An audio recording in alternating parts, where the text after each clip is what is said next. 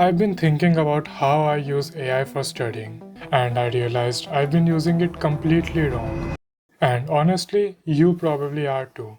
AI is genuinely a great tool when it comes to making learning more efficient. But the way most people are using it is not just ineffective, it actively works against them. And it often feels like it is helping when in reality it's not. So, in this video, I want to show you why that happens and what to actually do instead.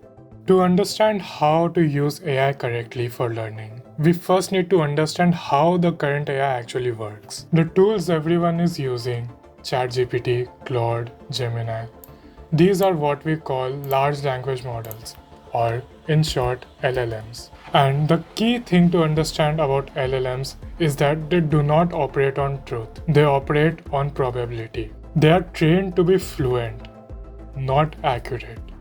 When you ask an LLM a question, it doesn't look up and answer the way you would look something up in a textbook. What it does is predict word by word what the most statistically likely response would be based on the information it is trained on. It was trained to produce responses that are fluent and coherent, not responses that are factually correct. And this is where the problem arises, because when we as humans read something that is fluent and well structured, we naturally tend to trust it. This makes AI responses feel trustworthy even when they are not. Now, this doesn't mean that AI is useless for learning. It just means that how useful it is entirely dependent on what you are using it for. And to understand that, we need to talk about how learning actually works. There's a framework in learning science called the Bloom's Revised Taxonomy. It identifies 6 levels of learning arranged in a pyramid. You don't need to memorize all 6 individually. Rather, you should look at them in 2 halves. The bottom 3 levels are remember, understand, and apply. These are what we call lower order thinking. Remember is just recalling information, facts, definitions, formulas. Understand is being able to explain something in your own words to yourself. Apply is bit of a broader range of things. Some applications could be considered higher order, but what I'm referring to here are the direct one-to-one applications of what you have studied. Now, here's something that surprises most people. These are not actually where the real learning happens. And I don't just mean they are less effective. I mean that trying to memorize something is not the process that creates memory. Trying to understand something is not the process that creates understanding. The cognitive science is pretty clear on this. These processes feel productive, but they don't produce the outcomes we are actually after. This is exactly why AI is fair game for these levels. Not because the output is good enough, but because these were never the processes that created learning in the first place. Using AI here doesn't cost you anything meaningful in terms of actual learning. The top 3 levels are analyze, evaluate, and create. These are higher order thinking levels. Analyze is finding meaningful similarities and differences between ideas, asking how does one concept relate to another, where do they agree, where do they diverge. Evaluate is taking it a step further and making judgments. Which one of these relationships actually matter?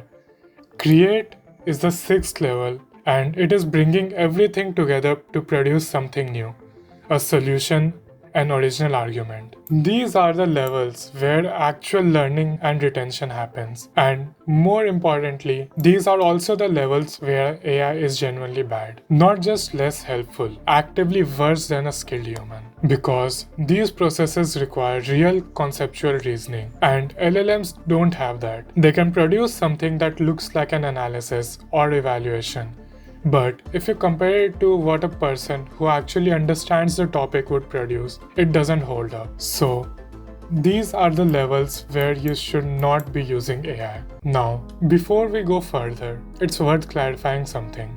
This video isn't about avoiding AI. There's a whole category of tasks that surround learning where AI is excellent and where you absolutely should be using it. Things like gathering and summarizing resources quickly, generating practice questions to test yourself, finding examples of a concept. These are tasks that take real time and effort, but don't really contribute to your learning. Offloading these to an AI is a genuine win. You free up your time and energy for the things that actually matter.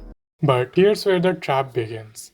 Because these tasks feel so productive when AI does them quickly, people naturally start to extend that into territory where it really shouldn't go. There's a concept in learning science called the misinterpreted effort hypothesis. It states that people tend to associate high mental effort with ineffective technique. When something feels hard or slow, we assume that we are doing it wrong. And when something feels smooth and productive, we assume it's working. But here's the problem. Effective learning always involves high cognitive load. Struggling with a concept, making connections, questioning your own understanding. These feel uncomfortable, and that discomfort is exactly the signal that real learning is happening. But the flip side is not true though. High cognitive load doesn't automatically mean you are learning effectively. You can spend an hour studying while solving a Rubik's Cube while counting backwards from 1,000 in intervals of 7. That's extremely high cognitive load. Doesn't mean you're learning anything. Not all high cognitive load leads to effective learning, but all effective learning involves high cognitive load. So, where does AI fit into this? AI makes the misinterpreted effort trap much worse. Because AI is most helpful at exactly the levels of the Bloom's pyramid, which were already not producing real learning. When you use AI to summarize a topic, get an explanation, or work through a basic application, it feels incredibly productive. You covered a lot of ground quickly, you understood the explanations, everything felt smooth. But you haven't done the cognitive work, which creates retention and learning. You have optimized a process which was already broken. And because AI makes this feel so effortless, it removes even a small signal that you might have had before. The friction of reading slowly, the awareness that you were just skimming. AI removes that self-awareness. You walk away feeling like you genuinely learned something, when the reality is very different. And this connects directly to a second problem. AI makes it very easy to pick the wrong metric for measuring progress. A wrong metric means you are tracking something that feels like progress but never actually contributed to the real outcome you needed. The classic example without AI is pages covered. You finished 50 pages in a study session and you feel productive, but pages covered doesn't measure retention, understanding, or the ability to apply it. It's a fake metric. AI makes this problem much worse because it dramatically increases the speed at which you can go through content. You can get through the equivalent of 3 textbook chapters in an hour. That feels like extreme productivity. But volume of content covered was never a valid metric to begin with. And as we talked about earlier, AI adds a layer of false comprehension on top of the false speed. It's not just that you covered a lot, you feel like you understood it too, because the explanations were fluent and clear. That's 2 layers of illusion stacked on top of each other. The real metric is simple. Can you produce an output at the level you actually need? Not can you recognize the right answer when you see it, not can you follow an explanation when someone gives it to you, but can you use this knowledge independently in a new situation at the depth required? That's it. Everything else is a proxy.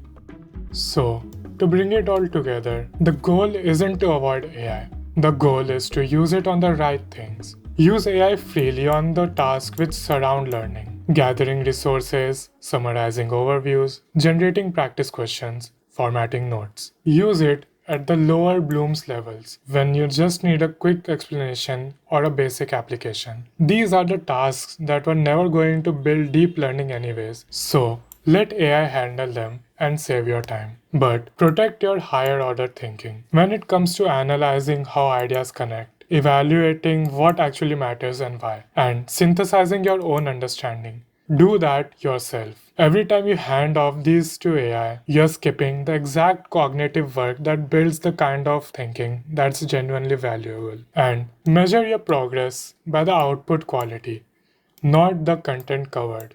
If you can use it, you learned it. If you can't, you didn't, regardless of how productive the session felt.